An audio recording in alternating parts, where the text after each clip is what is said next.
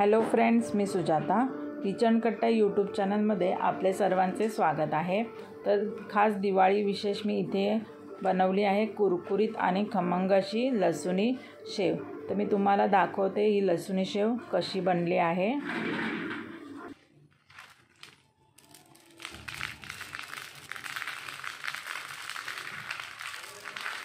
तो कुरकुरीत शेव इथे तयार झाली आहे। चला तर वेळ न घालवता आजच्या रेसिपीला सुरुवात करूयात। तर लसूण शेव बनवताना आपल्याला एक वाटण तयार करायचं आहे। तर त्याचं साहित्य मी इथे घेतलेलं आहे। तर इथे 50 पाकळ्या लसणाच्या घेतल्या आहे, 2 चमचे जिरे आहे, 1 चमचा ओवा आहे आणि चवीनुसार मीठ घेतलं आहे। आता आपल्याला ह्याला मिक्सरमध्ये बारीक असं वाटून घ्यायचं आहे। लसूण घालूया आणि जिरा आणि ओवा आणि मीठ। तर पहिल्यांदा आपल्याला पाणी न घालताच हे वाटून घ्यायचं आहे। तर अशा प्रकारे इथे मी पाणी न घालता हे वाटून घेतलं आहे एकदा। आता आपण यामध्ये थोडं पाणी घालूया आणि परत हे एकदा बारीक वाटूया। पाणी घातल्यावर काय होणार, हे अजून बारीक वाटलं जाईल। तर अशा प्रकारे जसं पाणी लागेल तसं घालून घालून मी ह्याला व्यवस्थित असं वाटून घेतलंय। तर अशा प्रकारची गाळणी घ्यायची आणि हे व्यवस्थित गाळून घ्यायचं आहे।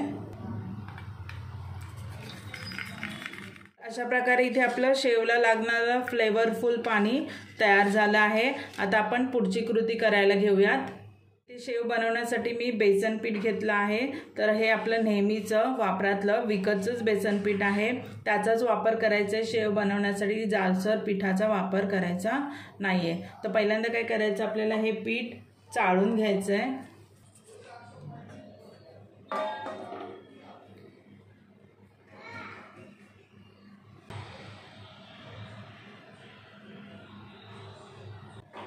तिसरी वाटी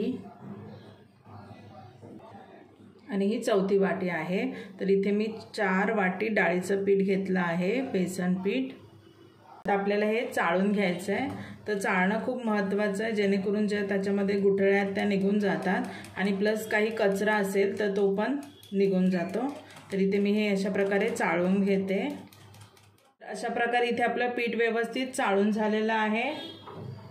तांदळाचं पीठ घेतलं आहे, हे देखील विकतचं पीठ आहे। 4 वाटी आपण बेसन घेतलेलं, त्यासाठी 1 वाटी इथे मी तांदळाचं पीठ घालून घेतलं आहे। त्याचबरोबर आपल्याला इथे मसाले लागणार आहे।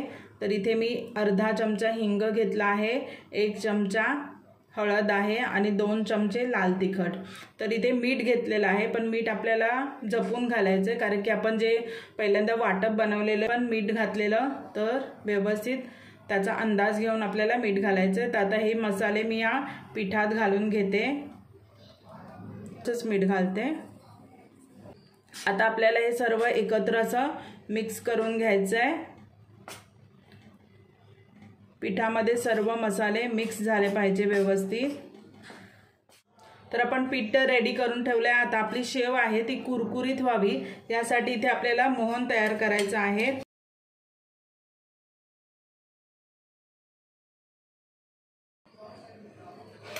तर इथे मी 8 चमचे तेल घेतलं आहे। तर आपल्याला हे तेल काय करायचं आहे, व्यवस्थित कडकडीत असं गरम करायचं आहे। धूर निघसपर्यंत आपल्याला याला गरम करायचं आहे। त्यानंतर आपण जे सुकं पीठ तयार केलेलं त्यामध्ये हे घालायचं आहे। तर तेल तर आपलं गरम होत आहे। तर आपल्याला काय करायचे, ज्या वाटीने आपण पीठ मोजलेलं तीच सेम वाटी घ्यायची आहे आणि आपण जे वाटप बनवून ठेवलेलं, जे फ्लेवरफुल पाणी बनवून ठेवलेलं आपल्या शेवेसाठी, ते ह्याने मापून घ्यायचं आहे, जेणेकरून आपल्याला पिठामध्ये जे पाणी घालायचं ते व्यवस्थित अंदाज येईल। तर इथे जे फ्लेवरफुल पाणी आहे, तर 1 वाटी पाणी इथे तयार झालेलं आहे। धूर निघतोय इतपत आपल्याला हे तेल कढवून घ्यायचं आहे। तर सगळीकडे व्यवस्थित असं हे पसरून घालून घ्यायचं आपल्याला। तर पहिल्यांदा चमच्याने हलवून घ्यायचं, हे 2-3 सेकंद आपल्याला छान सगळीकडे पिठामध्ये व्यवस्थित मिक्स करून घ्यायचं। सर्व पिठाला छान लागलं पाहिजे।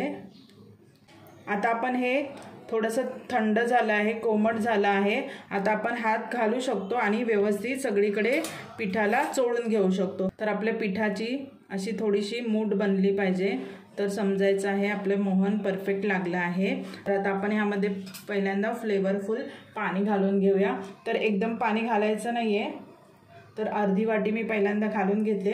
तर मी पहिल्यांदा काय करते, थोडं थोडं पाणी घालत हे मिक्स करते, त्यानंतर एकत्र तुम्हाला सांगते की मी टोटली किती पाण्याचा वापर केला आहे आपलं हे पीठ मळण्यासाठी। तर इथे मला पाणी लागलं आहे 2 वाटी आणि वरती थोडं। तर पहिल्यांदा तुम्ही 2 वाटी पाण्याचाच वापर करून पीठ मळून घ्या, लागलं तर आवश्यकतेनुसार तुम्ही पाणी घालायचं। तर अशा प्रकारे ते पीठ झालं आहे। तर पीठ पण कसं मळायचं मी दाखवते। तर पहिल्यांदा आपला हात अगदी असं थोडंसं भिजवून घ्यायचं, जे साईडला आहे ते व्यवस्थित असं सगळं काढून 3 ते 4 मिनिटासाठी व्यवस्थित दाबून त्याला व्यवस्थित मिक्स करून घ्यायचं आहे। तर इथे आपलं परफेक्ट असं पीठ तयार झालं आहे। आता आपण शेव वळायला घेऊयात। अशा प्रकारे इथे मी तेल तापवत ठेवलं आहे की तेल आपल्याला पूर्णपणे फास्ट गॅसवरती कडकडीत असं तापून घ्यायचं आहे। त्याला शेव पाडण्यासाठी अशा प्रकारे एक साचा येतो, चकलीचा साचा बोलतात, त्याचा आहे। तर आपल्याला शेव बनवायचे, त्यासाठी आपल्याला ही प्लेट घालायची आहे। अशा प्रकारे इथे मी हे व्यवस्थित घालून घेतले सोऱ्यामध्ये। आणि काय करायचं, आपल्याला पीठ घालण्याच्या अगोदर ह्याच्यामध्ये तेल घालायचं आहे। तेल घालून ह्याला व्यवस्थित ग्रीस करून घ्यायचं आहे साच्याला आतल्या बाजूने। तर अशा प्रकारे इथे शेवचं पीठ घालून घेते मी। इथे मी पीठ घालून घेतलंय, जास्त पण पीठ घालायचं नाहीये, नाहीतर जेव्हा आपण सोऱ्या बंद करणार तेव्हा ते बाहेर येईल। तर व्यवस्थित इथे पीठ घालून घ्यायचं आहे। तर अशा प्रकारे इथे सोऱ्या व्यवस्थित बंद करून घेतला आहे आणि तुम्ही पाहू शकता पीठ देखील इथून हळूहळू बाहेर येत आहे। तर अशा प्रकारे पीठ बाहेर यायला पाहिजे, जेणेकरून आपलं व्यवस्थित पीठ झालं आहे ते कळतं। तर व्यवस्थित आपलं कडकडीत तेल तापलेलं होतं, त्याच्यामुळे काय करायचं, गॅस थोडासा कमी करायचं, कारण की आपण जेव्हा शेव घालू तर आपल्याला वाफ लागण्याची शक्यता आहे। तर व्यवस्थित आपण जसं चकली मोडतो, चकली बनवतो त्याप्रमाणे ह्याला गोल गोल करून कढईमध्ये पसरून घ्यायचं। जास्त जाडसर नाही, 2 ते 3 वेळाच आपल्याला हे फिरवून घ्यायचं, त्यानंतर त्याला असं मोडून घ्यायचं आहे। गॅस करायची आहे फुल गॅसवर। आपल्याला ह्याला पहिल्यांदा बघताय तुम्ही बबल्स असे जास्त येतात ते, तर थोडेसे कमी बुडबुडे यायला लागले तर आपल्याला ह्याला पलटून घ्यायचं आहे। काय करायचं आहे, झारा घालायचा आहे। जर का कुरकुरीतपणा म्हणजे थोडीशी कठीण लागत असेल शेव, तर समजायचं की शेव आपली झाली आहे आणि चमच्याच्या साहाय्याने ह्याला पलटी करून घ्यायचं आहे। तर एक साईडला 1 मिनिट आणि नंतर अर्धा मिनिट आपल्याला ह्याला छान असं कुरकुरीत तळून घ्यायचं आहे। जास्त तळायची नाही, नाहीतर ती करपट होते शेव आपली। तर इथे अर्धा मिनिट झाला आहे, आपली ही शेव तयार झाली आहे। तर तुम्ही पाहू शकता व्हिडिओमध्ये अतिशय सुंदर शेव आपली इथे तयार झाली आहे। आता ही आपण काढून घेऊया, अजिबात तेलकट झालेली नाही, तुम्ही पाहू शकता। आता मी अजून एक करून दाखवते, सेम त्याच टाईपमध्ये फिरवून घ्यायचं आहे साचा गोल आकार। गॅसची फ्लेम बघा मी स्लोच ठेवली जेव्हा आपण शेव पाडणार आहोत तेव्हा, जर का फास्ट ठेवली तर चटका लागू शकतो। तर इथे पण ही छोटीशी टिप आहे, चटका बसणार नाही। आता वाढवायची गॅस, 1 मिनिट ह्याला होऊन द्यायचं आहे। आता आपण ह्याला टर्न करूया। तर चमच्याचा वापर करायचा आहे, जर का तुम्हाला येत असेल तर डायरेक्टली करा, पण चमच्याच्या वापराने काय होणार, रिस्क नाही राहणार, चटका बसायची शक्यता कमी असेल। तर ह्याला पण आपण एक अर्धा मिनिट होऊन देऊयात, त्यानंतर काढून घेऊयात। तर हे झालेलं आहे, आपण ही पण शेव काढून घेऊया।